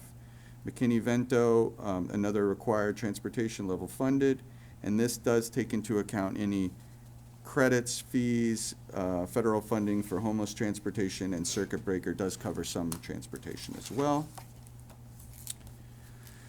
Still in the 3,000s, we do have some stipends that are paid to Unit A and B staff that cover the lunch periods. Because Willett will be changing to an elementary school, we will save slightly because they run 3 waves of lunch, and they'll be going down to 2 waves of lunch like the other elementary schools.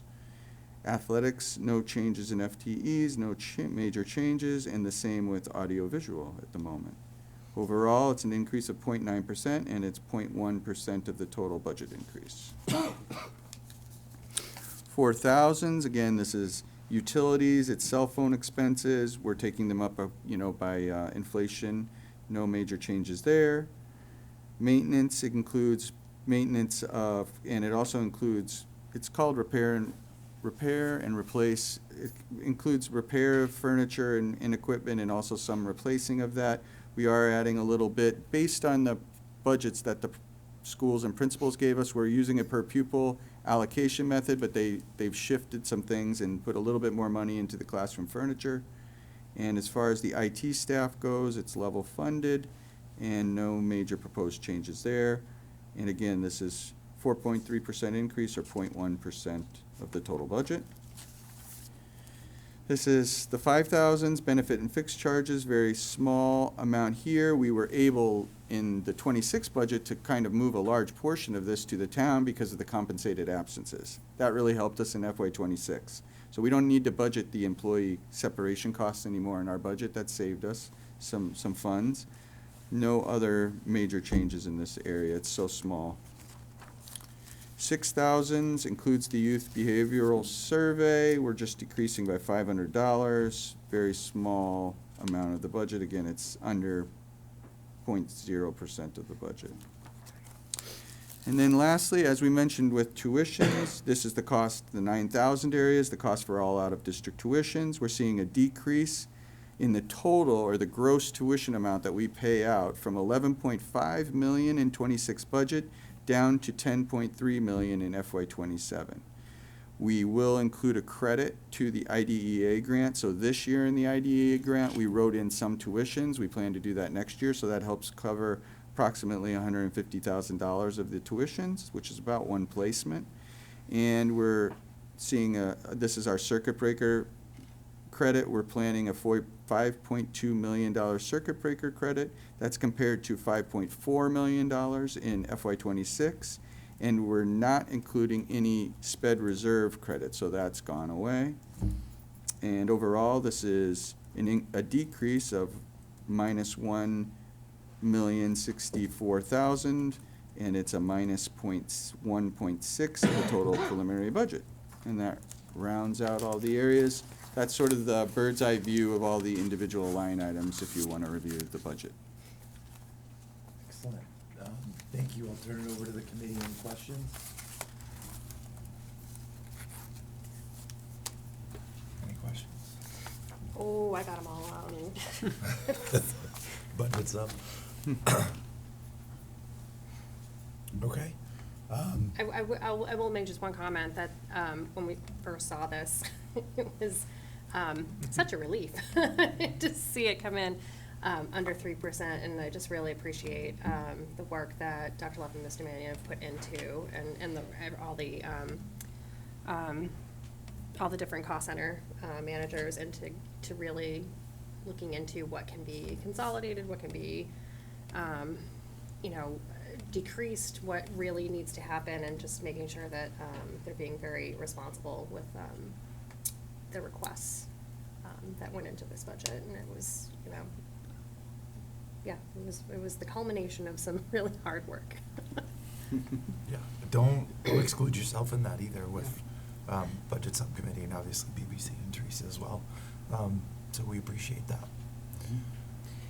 I'll share too that the support of the committee last year and ensuring that we could adapt what we had going into FY26 this fiscal year to make sure we were giving kids what they need and staff what they need went a long way to ensure that we could build a budget for you this year that was still works well, but also didn't exceed significant increases. So do you want to go to the next portion? Yep. Well, that said, there are some things that were not included in this budget. So let me go back to this memo. I had shared at the beginning of our budget process and conversations that I've been sharing since I think the end of last year, is that at some point we're going to have conversations about the overall needs of the town in terms of finances, and the possibility of the amount of additional funds that we're using that are not necessarily we can't necessarily depend on in years to come.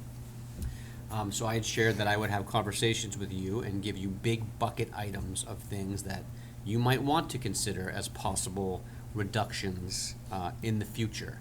I'm going to give you two lists here tonight.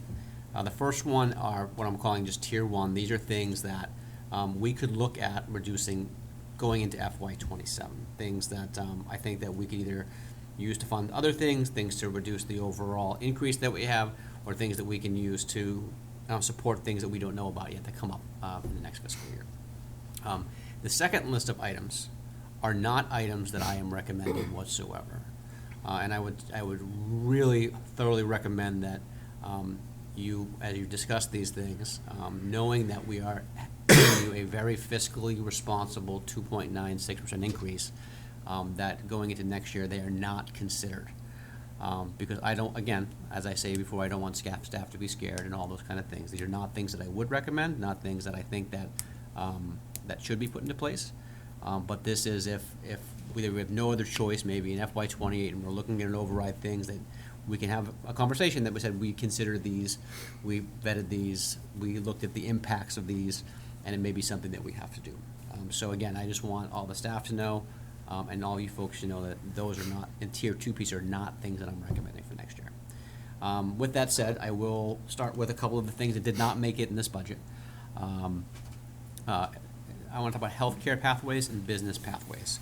So I shared with you that the pathway programs are level service funded, which means that our third year of business will begin for our business pathway students.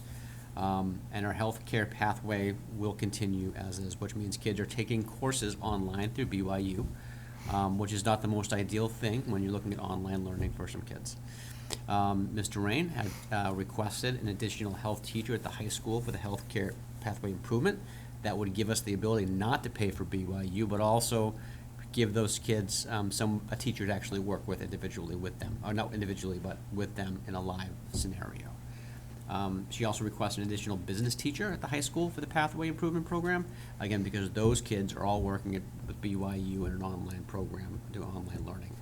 There's nothing better than having an impactful teacher working with students in the classroom to support these programs. If those teachers were in place, for example, we would be able to reduce our current proposed operating budget by about $82,000, which is what we pay for our BYU, right? $82,000.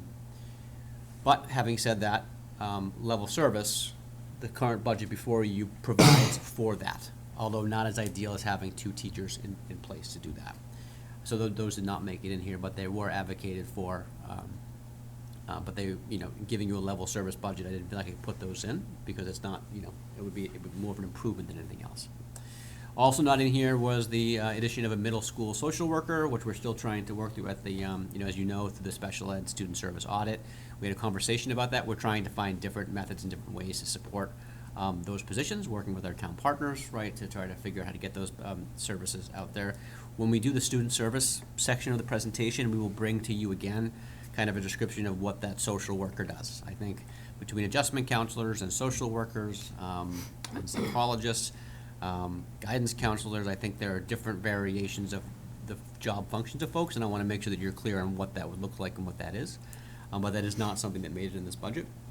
I will say I feel like we're pretty successful this year at the middle school. I mean, we always have work to do with wraparound services for kids, which is really what social workers do, right? Making sure that those connections are there, but those are not here. So the items for possible reductions that I might be considering this fiscal, for next fiscal year, FY '27.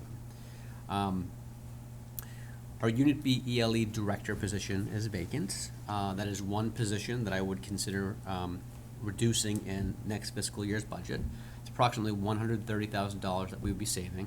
There is some negotiation around that we would have to have conversations with our union leaders about, and with you, but that would be a way to provide the ELE Director services through different channels, the Assistant Superintendent, as well as some possible other department oversight for those services to be met, and we feel like we can do that. Reconfiguration of the central office admin assistants. We have two wonderful admin assistants that are retiring at the end of this year, and we have another that works as a confidential secretary. So the idea there would be to try to consolidate, kind of identify the position needs, and then see if we can reduce some of that and still get what we have, the great work that we have going on. That would be about $60,000. We also have a new sub-management system that we're working through with Munis, thanks to the partnership with the town on that. There's about $15,000 of stipends that go into that. We are not sure that we would be able to do that next year. We're meeting with the people, our current sub-callers now, as well as some folks in the administration and tech department to determine if that's a feasible thing to do next year. But the idea is to move over to the sub-management system when we can, just be ready for it. Another wonderful person retiring, Jack Tolman. We would be looking at reducing some of that position. We would still have funds available to do things like audiovisual and sound support for our auditoriums, house manager responsibilities, the people that actually go and make sure things are in place and ready to go when their performances, whether that is after school or during the school day. Video and production projects that are done. You've seen Jack do wonderful things in the community for projects, and then school event coverage. All of our our elementary schools, middle school, high school, they all have Jack support these projects that he does for them. We'd be able to reduce about $60,000, keep $50,000 to do all these things, including continue to run the Norwood school news, the middle school news. All those things that are near and dear to Norwood would still be able to be funded with this money. And Jack and Joe Kidd and I met, and we kind of went through all of these things to make sure that those things that are really great would still be in place going through this. So those are options that I am thinking about for this year. And obviously, if we have the opportunity for more circuit breaker offset or turnover savings, we would be able to do that as well.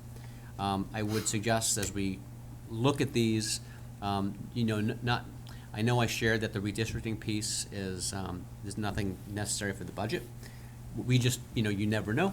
And so as you think about what you want to add or not add, those are conversations I want you to keep in your mind, that things could always happen and come up that we want to be prepared for. So we could reduce this budget to 2.5% by reducing these. We could keep it at 2.96 and not do anything but hold these things in advance. We could bring the budget up above 2.96% and add some of these other positions that are there. My suggestion would be to maintain if we can for now.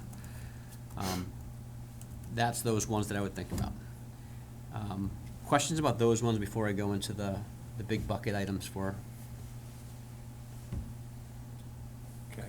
Okay. Seeing and hearing none. Go ahead. So again, these reductions I am not recommending, but they are here with funding sources that are approximate. Okay, so obviously, unless we had to do a very significant analysis, it was not going to be perfect numbers. We'd have to go into that. So transportation that is not legally required.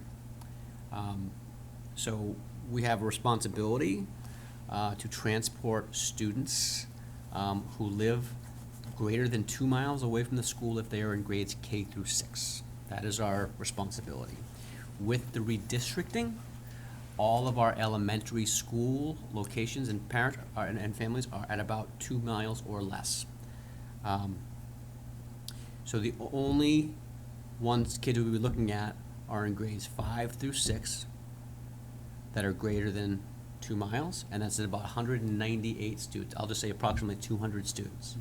So if you were to say we were only going to provide transportation that is legally required, it would be for about 200 students. And our special ed required transportation. That is not what I'm talking about here. That has to happen. Again, this would likely save us around $500,000, maybe more.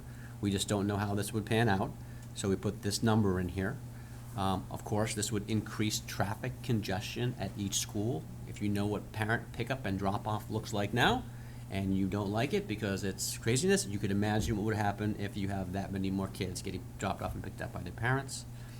We have a significant concern about chronic absenteeism around the state and in Norwood, and I believe that if we didn't have transport for kids to get to school, we would make that worse.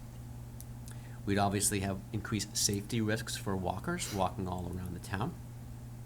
You would have Norwood roadway congestion with the increased drivers on the road. Hi, Joan.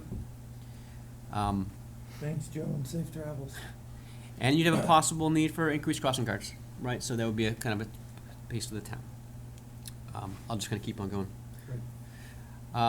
You had this conversation in the past when you've discussed overrides, pay-for-play athletics. If I took the entire athletic department right now and looked at that the operating side of the budget, it's $890,000. Of course, if you were to reduce, if you were to require athletes and families to pay for the athletics with increased fees, you would likely have fewer participants and probably fewer sports teams. You'd have increased fees for users. I cannot even come close to telling you what that would be. It would be exorbitantly more. Obviously, you would also have a reduced number of athletes because they might not want to pay the fee, which would increase the fees for the users even more. So that would be a hard thing to get to. Obviously, it would have a significant impact on student engagement. We know that athletics, and I'll talk about performing arts here as well, are a staple in the Norwood community, and it is something that would impact folks greatly. Pay for performance, similarly, all of our fine art performing arts performances would be about $350,000.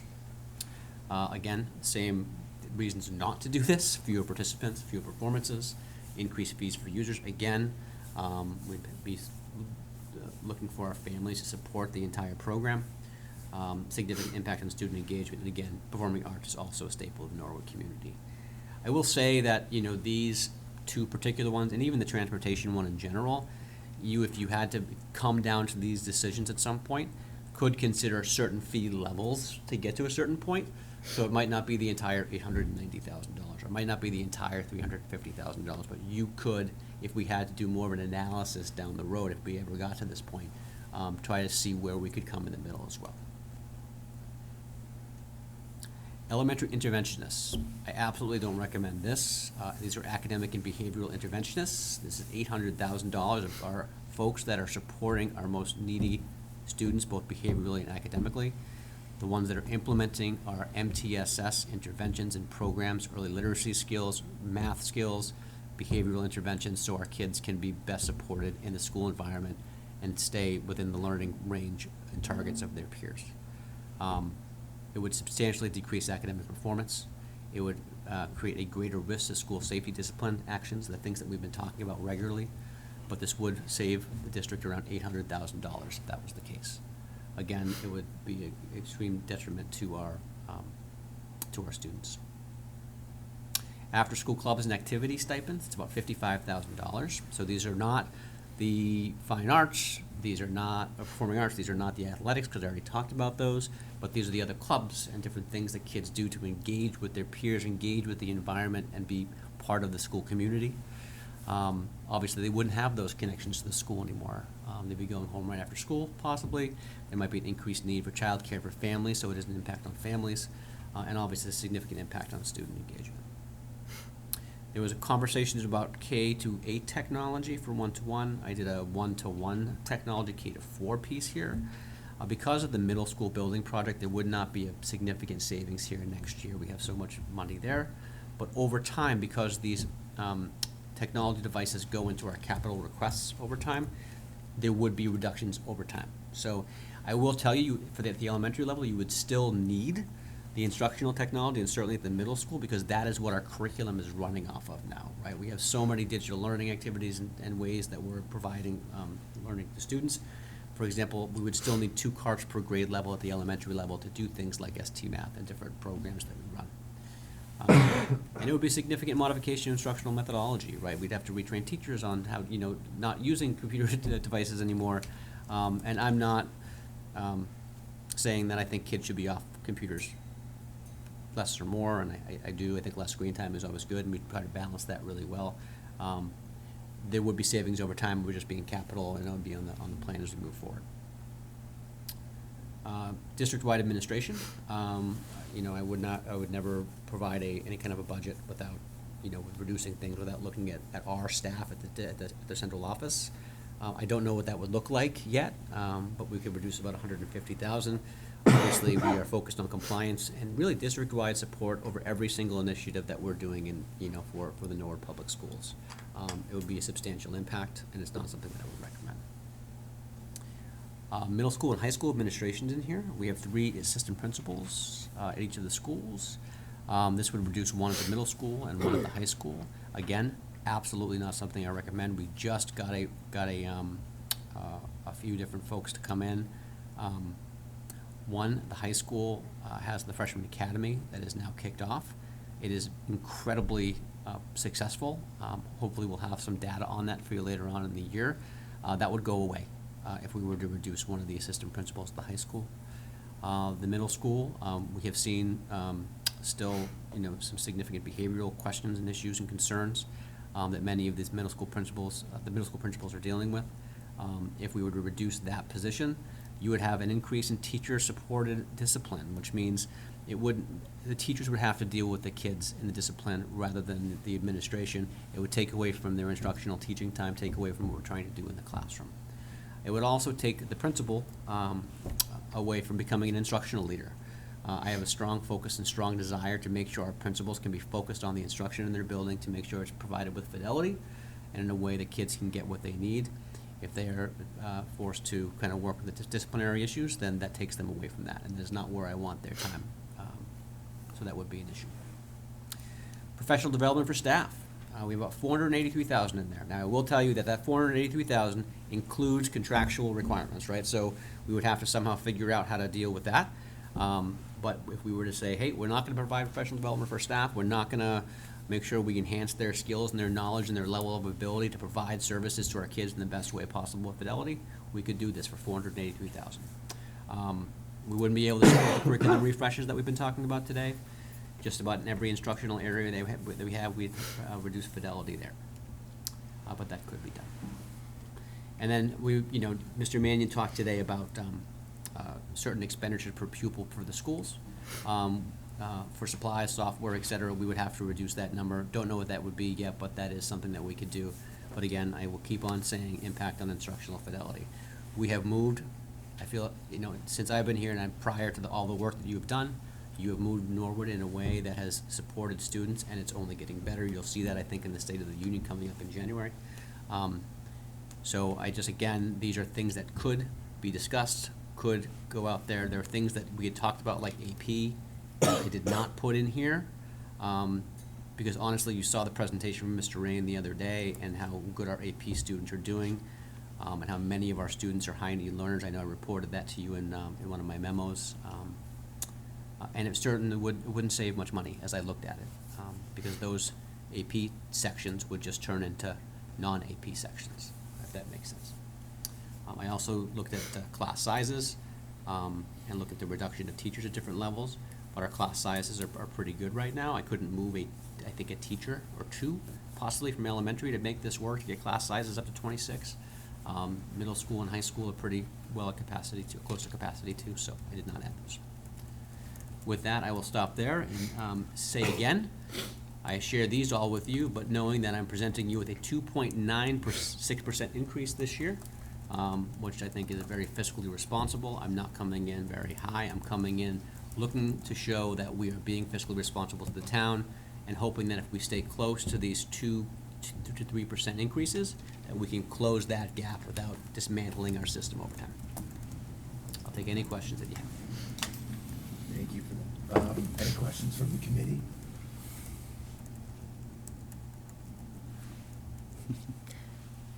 No, I really appreciate the thorough presentation and analysis. I know behind every single number is a great deal of work. I appreciate it.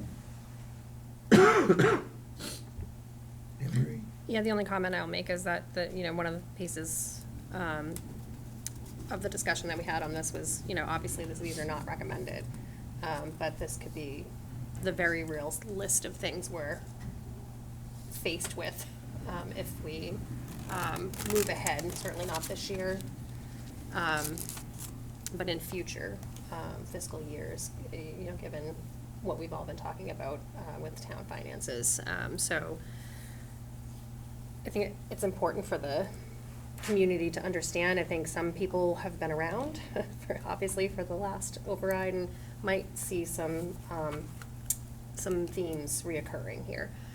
It's usually the same players and the same items that are going to keep coming up in those types of conversations. And there are certainly things that we didn't want to get rid of last time, and that's why we had to make 2 budgets. And if we couldn't pass an override, and it was going to be detrimental to our education system in this town. So we just want to make sure we're being very transparent with the community on what could be at stake. Yeah, I think that's really well said. And as the presentation was going on, that's exactly what I thought of as the last override. And, while it looks like for FY27, we're going to be able to get there, it's just, it's one of those things where, budget work is sort of, it has its season, but it's year round. And although it's year to year, it's also trying to look out 3 to 5 years as well. So there's a lot that goes into that.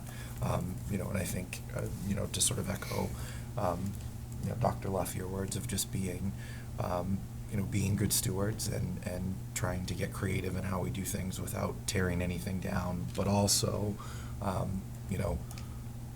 showing to people what is coming, what could be coming, and, what I think you said that very well is sort of what could be at stake. So any other questions or comments from the committee?